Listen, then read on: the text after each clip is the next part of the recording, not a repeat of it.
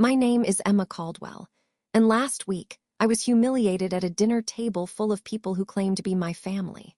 My sister mocked me for showing up alone to her wedding, while my mother laughed like it was all just harmless fun. But what none of them knew was that I'm married, and the man I married is about to change everything they think they know about me. Where are you watching this video from? Drop your city or country in the comments. I love seeing how far these stories travel. Now let me take you to the moment that cracked everything open. The dining room sparkled like a magazine spread, gleaming cutlery, blush linen napkins, votives flickering low light off crystal glasses.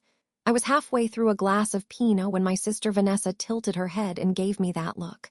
The one she's been perfecting since we were kids. Sugar sweet, laced with venom. "If you can't even bring a +1, she said, her voice ringing above the clink of forks, maybe skip my wedding." My hand froze mid-sip. I smiled. Tight, polite, controlled, the way I always do. I forced a laugh so light it almost floated away. "Don't worry, I'll be there." I didn't flinch, not outwardly. But inside, a quiet war was exploding. She knew what she was doing. Everyone at that table knew. Vanessa, my younger sister by 3 years, future bride, certified golden child, flashed her veneers at the rest of the table like she'd just said something adorable. The laughter came easily. Our cousin Brad let out a loud guffaw. Aunt May hid her smirk behind her wineglass. Even my mother, Susan Caldwell, queen of passive-aggressive commentary, leaned back with a chuckle and said, "Let's just hope she doesn't back out last minute again." There it was. The knife under the rib, delivered with perfect timing and social grace. And just like that, I was 15 again, at the family barbecue where my first breakup was whispered through the cousins like scandal. Or 22, when I turned down a job offer in Chicago to stay near home and got called afraid of success in front of my uncle's boss. Only now I was 33, and still, somehow, the family's favorite emotional punching bag. The table roared in laughter. Vanessa looked so pleased with herself I wanted to stand up and scream. Instead, I looked down at the rosemary chicken I hadn't touched, willing myself not to cry in front of them. Not again. They didn't know. None of them did. That I'm married. To Noah Whittaker, the Noah Whittaker. But I hadn't told them, not because I was ashamed, but because I knew what they'd do with it. Twist it, mock it, demand proof or minimize it. And I hadn't been ready to defend something sacred to people who treated everything like a joke. Now I was paying for my silence. "Well," my mother added, casually sipping her water, "I suppose some of us are just late bloomers." Her smile never reached her eyes, and just like that I was finished. Not with dinner, with all of it. I excused myself 5 minutes later with a muttered "early shoot tomorrow," which was a lie. I'm a brand strategist, not a photographer. But it got me out of there. As I pulled out of the driveway of my parents' sprawling Austin home, the facade I'd held up all night cracked so fast I nearly swerved. My fingers gripped the steering wheel like it was the only thing tethering me to the planet. My cheeks burned. My chest ached. They didn't know, but they would. They'd know exactly who I am, and next time I wouldn't show up alone. Back in Dallas, the silence hit me like a wave the moment I stepped into my apartment. My place is clean, minimalist, intentional. A soft beige couch, eucalyptus in a tall ceramic vase, everything exactly where I like it. But that night, it felt like a hollow stage set, like I was playing the role of someone who had it all together. I kicked off my heels and dropped my clutch by the door. The click of the lock echoed louder than I expected. My breath caught in my chest. It's always like this after I see them, like the air has been vacuumed out of my lungs and I have to relearn how to exist. I crossed the living room and curled into the corner of my couch, tucking my knees in like I used to as a kid when the world felt too loud. I stared at the ceiling for a long time before I whispered it out loud. They still don't see me. Not really. To them, I'm a placeholder, a cautionary tale.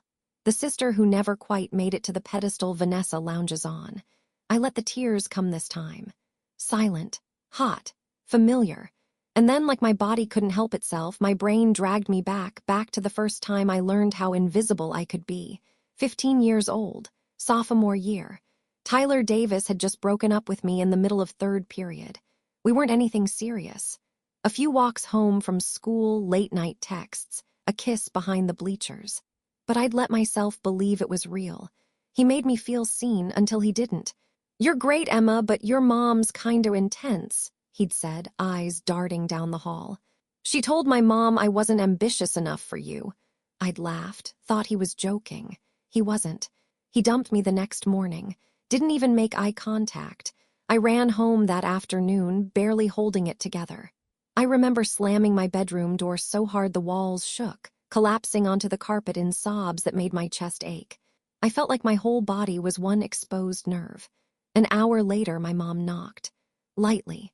Not with concern, but with the casual rhythm of someone asking if you're done sulking yet. I'd expected comfort, reassurance, maybe even just, "What happened?" Instead, she walked in, looked at my puffy face, and said, "You know, Em, you do overreact to everything." I remember blinking at her, stunned. "I'm not overreacting. He dumped me because of you." She tilted her head like I was a toddler throwing a tantrum. "Oh, sweetheart, boys come and go. You'll understand when you're older." Then she left. Just like that. The door clicking shut was louder than anything else she said. Later that night, I overheard her telling my dad that Tyler wasn't a serious candidate anyway. "She needs someone who matches her drive," she'd said. Like I was a resume, not a person. Meanwhile, Vanessa, who had just started dating a junior with a Jeep and a pierced eyebrow, was being congratulated for having taste. That was the moment it shifted. Something cracked inside me quietly. I stopped sharing things after that. No more boyfriends brought home. No stories about awkward kisses or bad dates or stolen glances in study hall. I learned to curate, to edit, to hide, to survive. By the time I graduated college, I'd perfected the performance. Always smiling, always nodding, always deflecting when my love life came up. My silence was safer than their scrutiny. And now, years later, that silence was swallowing me whole. No one in my family knows I'm married. They've never met Noah. They don't even know he exists. I never told them. Not because I doubted him, but because I doubted them. I curled tighter into the couch, burying my face into the throw pillow that still faintly smelled like Noah's cologne from his last visit. The ache in my chest throbbed like it was trying to tell me something important, something I hadn't wanted to hear until now. Hiding has never kept you safe. It's just kept you small. I stared at my phone for 10 whole minutes before I hit the call button. Noah answered on the second ring, his voice a warm, familiar balm. "Hey, you, everything okay?" I could hear the hum of studio noise behind him. He was probably still on set in Vancouver, directing another scene, living a life my family wouldn't believe I was even adjacent to. I swallowed hard. "Hey, got a second for something weird?" "Always, weird is my love language." I laughed, surprised by the sound of it. "You remember Vanessa's wedding?" he groaned theatrically. "The one you weren't even going to go to?" "Yeah, well, I changed my mind." A pause. Then dryly, "Should I congratulate you or send reinforcements?" I ran a hand through my hair, trying to find the words. "They humiliated me, Noah, at dinner, like public roast, because I didn't bring a date, because I can't find love." They laughed. His voice dropped an octave. "Emma, and the worst part is I let them. I just smiled and let them laugh because they don't know. They don't know about you, about us, about anything real." A breath, shaky and low. I realized I'm so tired of hiding the best thing in my life just to protect the worst. There was a long silence on his end. Then softly, "So what are you thinking?" I leaned back into the couch, a slow smile creeping across my lips. "What if you played a part in my family's little wedding drama?" "Played a part," he repeated like he was savoring the idea. "You mean crash the party as your devastatingly handsome mystery husband?" "I mean walk in like you belong there, look good, be amazing. Make them choke on their judgment." Noah let out a low whistle. "Wow, you're really asking me to be your cinematic revenge." "Just for one weekend," I said. "I'll book the flights, handle the details. I just need you to show up and look like you stepped out of a magazine." "Oh, sweetheart," he said with a grin in his voice. "You forget I live in magazines." I laughed again, for real this time. The tension in my shoulders eased just a little. "So you're in?" "Are you kidding?" he replied. "I wouldn't miss this for the world. Besides, it sounds like the role of a lifetime. The secret husband of the family's forgotten daughter. Delicious. You make it sound like a noir film." "It is a noir film with wine spritzers and passive-aggressive toasts." I sighed, the sound somewhere between amused and relieved. Thank you, Noah, I mean it. You don't have to thank me for standing beside my wife, he said, suddenly serious. You never did. That caught in my throat more than I expected. I've just kept you out of this whole part of my life. I didn't want them to ruin it. He was quiet for a moment. Then gently, Emma, they don't get to ruin anything, not anymore. I blinked hard, staring at the ceiling again, only this time there was a flicker of something new behind my eyes, hope. Not the dreamy, childlike kind, the dangerous kind, the kind that makes you plot. Okay, I said, exhaling. I'll email you the itinerary. The rehearsal dinner is Friday night, the wedding's Saturday afternoon. You'd fly in Friday morning. I'll move things around, he said easily. I've got a helicopter day on Thursday. If we wrap on time, I'll be there Friday with bells on. No bells, I said quickly. Just that charcoal Armani suit and maybe those brooding stares you give photographers. I knew you married me for my brooding. I smiled. I married you because you made me feel like I wasn't crazy for being myself. Well, he said, now let's help your family see what they've been missing. As we hung up, I felt the adrenaline kick in. Like I just lit a match in a very old, very dry room. They wanted to laugh at me. Let them. Because this time I wasn't coming to blend in. I was coming with fire. The hotel ballroom was dripping in blush and gold, every table dressed like a magazine spread and every face polished into performative delight. Vanessa had outdone herself, of course. Even the menu cards were embossed with her and Harrison's initials. It was all very on brand. And I had never felt more like a wild card. I wore a black off-the-shoulder gown that skimmed my collarbones and whispered confidence. Not loud, not flashy, but it made me feel like the version of myself I remembered from before I shrank to fit into their spaces. As I walked in, the room quieted for a second. Not because of me. No, I was still a background player. But because Vanessa had just emerged from the elevator in a champagne-colored dress that clung to her like it had been stitched on. Everyone clapped. A few people stood. Typical. I kept to the edge of the room, sipping sparkling water from a flute while fake laughter rippled across the room in waves. The air smelled like money and rose petals and something else underneath it all, expectation. My mother, draped in icy blue satin, found me halfway through cocktail hour. "Oh, Emma," she said, adjusting the delicate silver chain around her neck. "I'm so glad you came." She said it the way you'd greet someone who almost canceled but miraculously pulled through. "Wouldn't miss it," I said smoothly. She leaned in like she was about to whisper a secret. "You know," she said, "Vanessa was worried you might feel out of place tonight." I smiled with all my teeth. "I'm feeling great, actually." My mother blinked just once. That was enough. Dinner was a parade of delicate portions and dainty applause. Speeches began halfway through the entree. Harrison's brother gave a painfully safe toast. Vanessa's best friend wept into her notes. People were tipsy, loose. That's when Vanessa stood, glass raised, glowing under the chandeliers like the crown jewel of the evening. "To love," she said with a dramatic pause, "and to those brave enough to find it eventually." Some chuckled. Others looked pointedly in my direction. Of course, it was the softest jab yet, but deliberate. Vanessa never left her barbs unscripted. I didn't stand immediately. I let the silence stretch. Just long enough for people to wonder if I would shrink again. Then I stood. My knees didn't even shake. I cleared my throat, glass raised, heart hammering. "Actually," that one word hushed the room more effectively than a mic drop. "I'm married," I said, voice steady. "And he'll be at the wedding tomorrow." A beat of absolute silence. Then snorts, chuckles, a scoff. Our father barked out a laugh. "Sure you are, sweetheart." Someone coughed into a napkin to cover their smirk. Vanessa tilted her head, that perfect wave of hair falling just right. "Emma," she said sweetly, "this isn't the time for jokes." "It's not a joke," I said. "I got married last year." "To who?" Dad asked, leaning back in his chair like this was entertainment.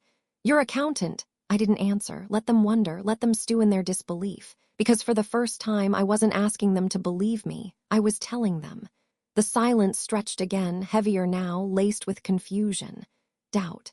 Maybe a flicker of unease.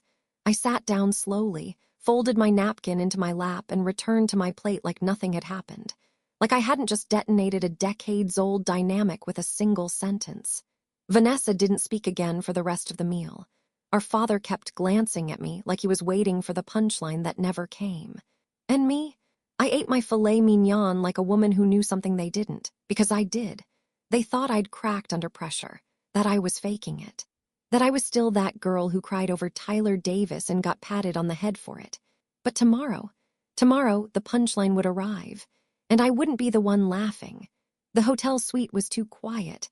I closed the door behind me, slipped off my heels, and padded across the plush carpet until I collapsed onto the velvet armchair by the window.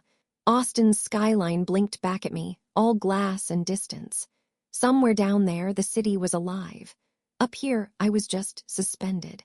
I picked up my phone with fingers that still trembled slightly and typed the only thing I had the energy for. They think I'm lying. I want to show them. The message hung there for a moment, glowing against the darkened room. A few seconds later, 3 little dots appeared. Then a photo came through. Noah, in a tuxedo, on a private jet. His hair was tousled in that perfectly ruined way, and his smile was all mischief and intent. Behind him, a flight attendant blurred out in motion, and beyond that, sky. Underneath, the caption, "En route to your reckoning." I burst out laughing. The kind of laugh that starts in your chest and knocks all the sadness loose on its way out. I clutched the phone to my chest, heart racing, tears welling, not from sadness this time, but something I couldn't quite name. Relief, excitement, maybe even power. He was really coming. For the first time in what felt like forever, I wasn't facing them alone. I walked to the full-length mirror, still in my black gown, makeup barely smudged from the evening's chaos. My reflection stared back at me like she didn't recognize me either. "Tomorrow," I said quietly. "We stop pretending." I pulled my hair down from its updo, letting it fall around my shoulders in waves, and slipped out of the dress like I was shedding armor. Even alone, I folded it neatly. It deserved that much. It had been brave tonight. As I changed into my oversized t-shirt and climbed into bed, I couldn't help but replay the dinner over and over in my mind. Vanessa's face when I stood up. My father's laugh, sharp, dismissive, like he thought it was all theater. But best of all, the moment that silence fell, that rare, perfect beat where their certainty cracked, even if just for a second. It felt like the beginning of something new. I picked up my phone again, scrolled through the texts I never sent. The ones drafted late at night after family birthdays I wasn't really invited to, or holidays where I got the last-minute pity call. One stood out. It was from last spring, after Noah and I eloped in Big Sur. I'd typed it on our wedding night and never sent it. "I got married today. You don't know him, but he knows me better than you ever have. I didn't invite you because I needed it to feel real." I had hovered over that message for an hour back then, thumb aching, heart pounding. But I never pressed send. Tonight I didn't feel the need to. Tomorrow would say it all. The room was dark, the sheets cool against my skin, but my body buzzed with anticipation. I imagined the look on Vanessa's face when Noah stepped onto that lawn. Imagined the shift in the room when everyone realized that the family's most forgettable daughter had written a better story than they ever expected.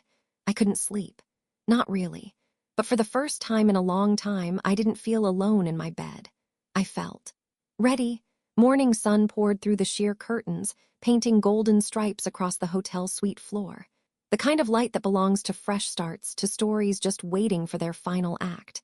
I sat on the edge of the bed in my robe, hair still wrapped in a towel, staring at my phone like it was sacred.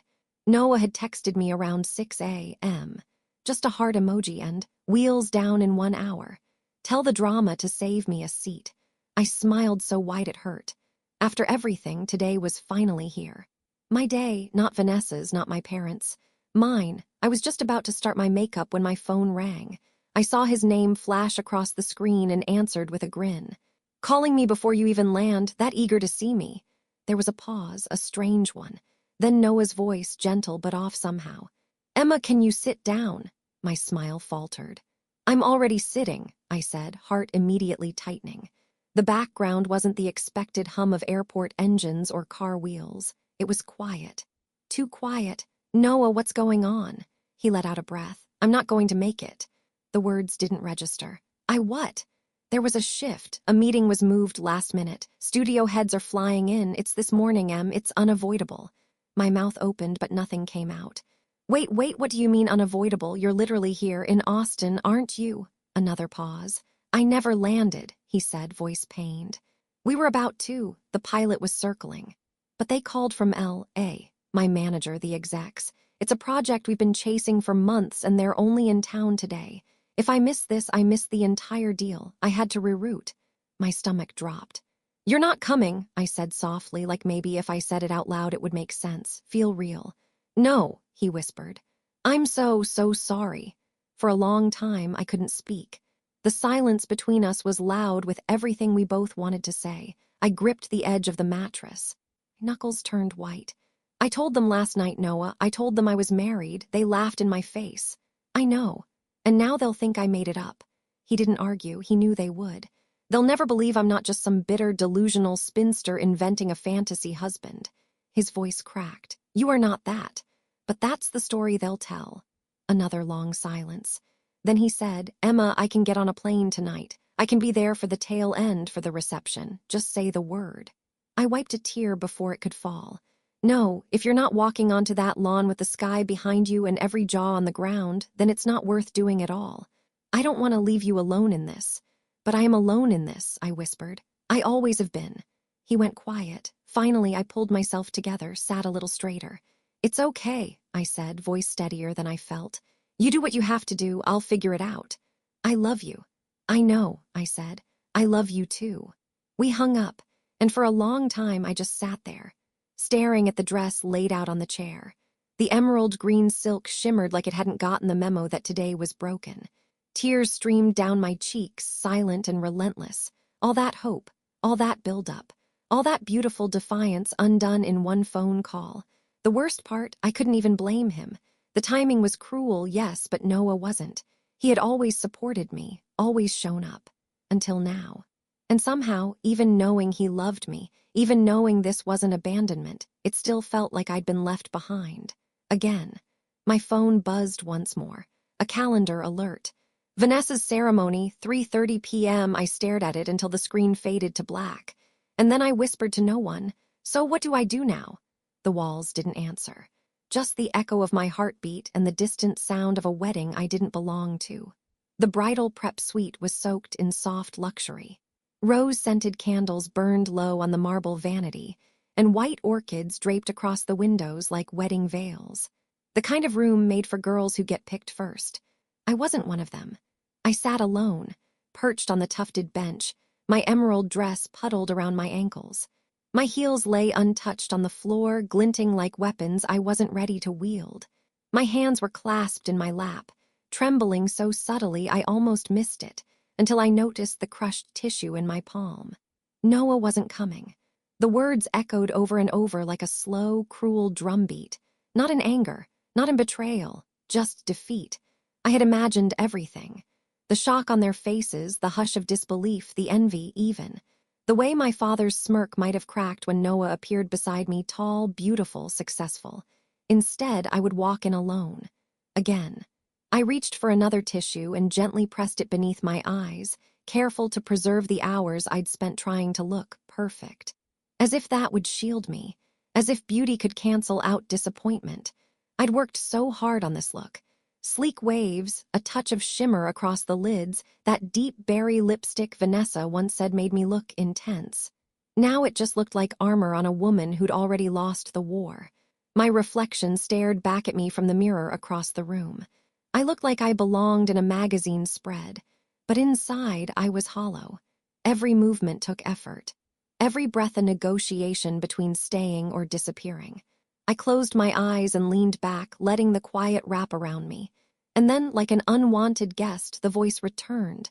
You'll never be enough for them. It had whispered to me before, in classrooms, in dressing rooms, at family dinners. Always when I thought maybe this time would be different. They don't care. You are a side character in their story. I let the thought swirl, linger, sting. And then I said it out loud for the first time in years. Then I'll be enough for me. The words felt strange, as if I'd borrowed them from someone braver.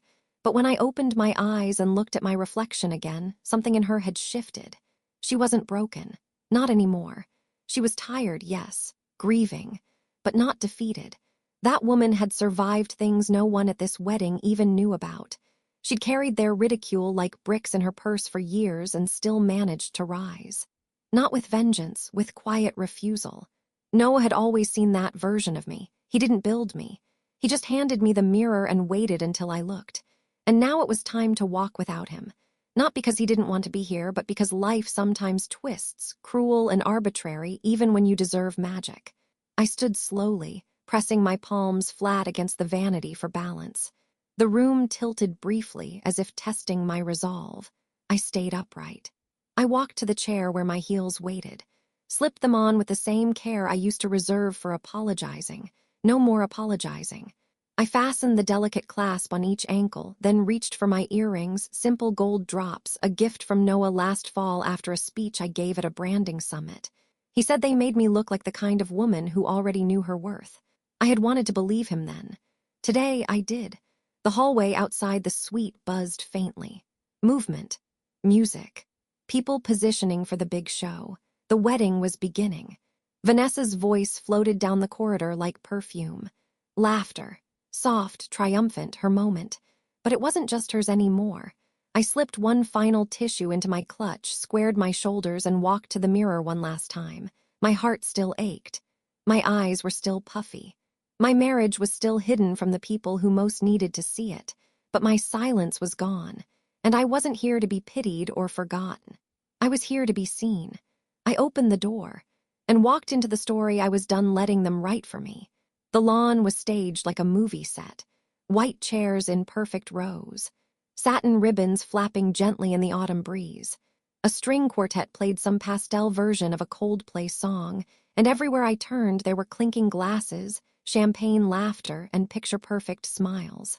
I stepped onto the grass slowly, the heels of my shoes sinking slightly into the soft earth.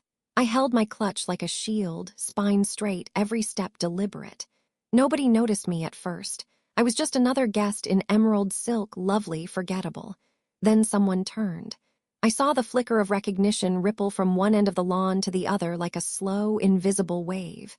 It was subtle, barely perceptible, but I knew how to read it. Eyes skimmed my ring finger, lips curled with amusement. And then there it was. Vanessa spotted me. She stood under the archway with Harrison, mid-conversation, glowing in her lace and pearl masterpiece of a gown.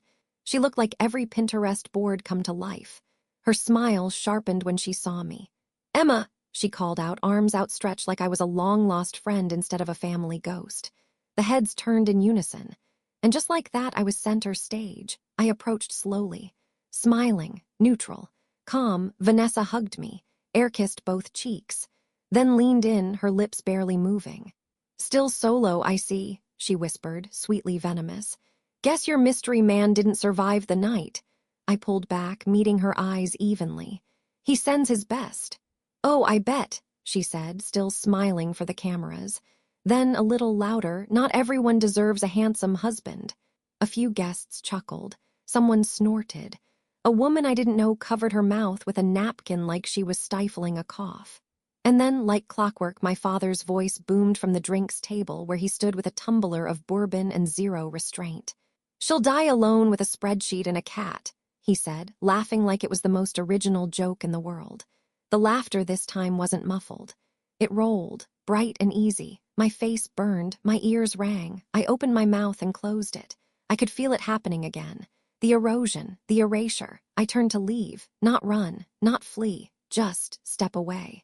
Before the tears arrived, before I shattered right there under the floral arch. But then a sound, low at first, distant, a rumble.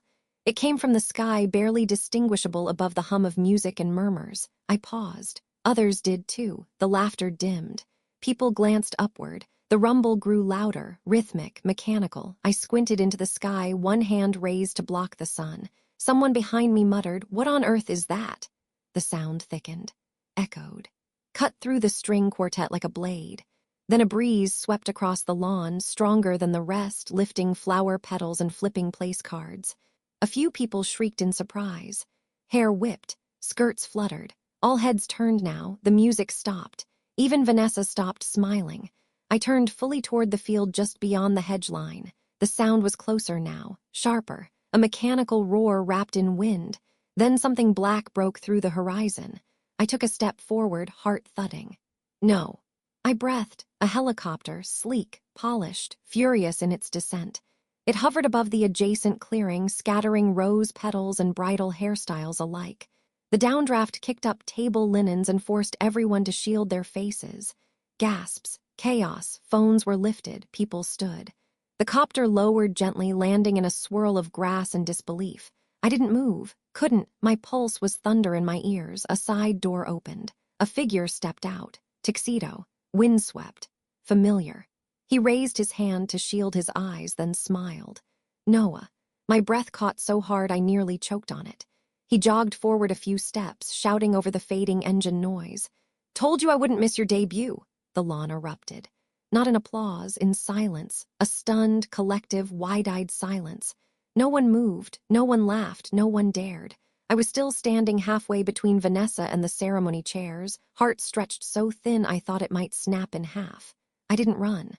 I didn't cry. I just stood there, hand to my chest, while the man they said didn't exist stepped out of the sky like he was answering a prayer I'd been too afraid to voice. And somewhere in the crowd, someone whispered the only words that seemed to make sense. Who is that? I didn't realize I was walking until I felt the grass under my heels. The hush still hung over the lawn, dense and electric. A silence not born of politeness, but of shock, of recalibration. The guests who'd laughed minutes ago now stared, mouths parted, hands frozen in mid-toast. Noah stood near the edge of the lawn, the helicopter blade still slowing behind him.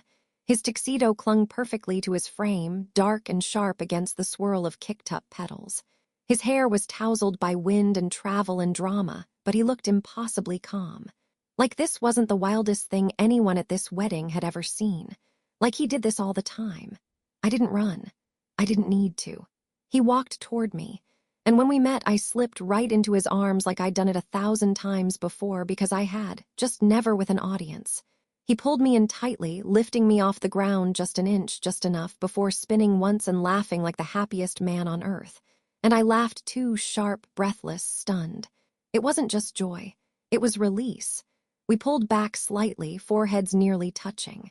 You came, I whispered, voice trembling.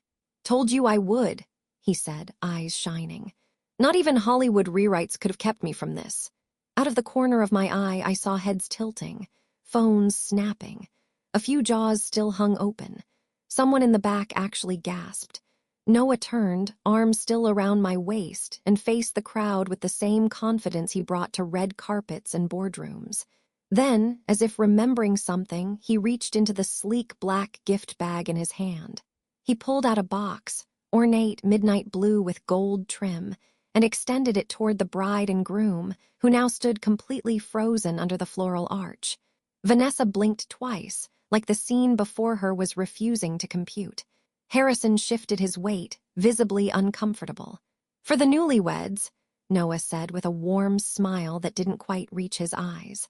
A small gesture, from someone who knows what real stories are made of. He handed the box to a stunned groomsman who passed it up to Vanessa like it might explode. Inside was a first edition Hemingway, and a weekend voucher for a private island resort. The crowd gasped again, this time louder. Noah slipped his arm around me again, then leaned in like we were sharing a secret. They wanted a show, he murmured. So let's give them an ending they'll talk about for years. I felt the tension in my body ease in waves. I wasn't hiding anymore. I wasn't alone. I had told them I was married, and now the proof stood beside me, beautiful and brilliant and unapologetically mine. Across the lawn, I caught my mother's expression falter. A strange mix of confusion and calculation crossed her face. And Vanessa? She stood stiff, one hand still resting on her hip like a statue unsure whether to melt or shatter. No one laughed, not this time. The ceremony lawn was still buzzing, only now, the hum wasn't from idle chatter or string instruments. It was tension. Bare and unfiltered. Guests tried to act casual, refilling champagne flutes, adjusting jackets, whispering just a little too loudly behind perfectly manicured hands. But the mood had shifted. I could feel it in the way people looked at me now, not through me. And my father, he hadn't said a word. Not when Noah landed. Not when the gift was revealed. Not even when Vanessa's mouth twisted into a smile that didn't reach her eyes. but now he approached. Slow, calculated steps across the lawn, bourbon glass still in hand. The kind of stride meant to reclaim space. To remind people who had the loudest voice, I stiffened. My fingers curled slightly into Noah's sleeve. My father stopped in front of us, eyes narrowed, lips twitching between something like a smile and something closer to disdain. He looked Noah up and down. "Let me guess," he said, voice low but sharp. "Producer or actor?" Noah tilted his head, offering his hand like it was any other polite greeting. "Producer." My father didn't take it. "Of course," he said, scoffing lightly. "So what do you do, son, aside from flying in like a Bond character and giving away beach vacations to strangers?" I bristled, opening my mouth, but Noah gently squeezed my hand and stepped forward half an inch. His voice stayed level, friendly even, but the kind of friendly that slices deeper than any shout. "I make stories," Noah said. "The kind people remember, unlike your dinner speeches." The silence that followed didn't stretch, it snapped. Sharp, final. A few guests inhaled audibly. My father blinked once like the air had been knocked from his lungs. Vanessa, still under the arch, stared. My mother froze mid-sip, and me, I watched my father's confidence shrink. Not collapse, not crumble, but something inside him buckled just enough for the whole dynamic to tilt.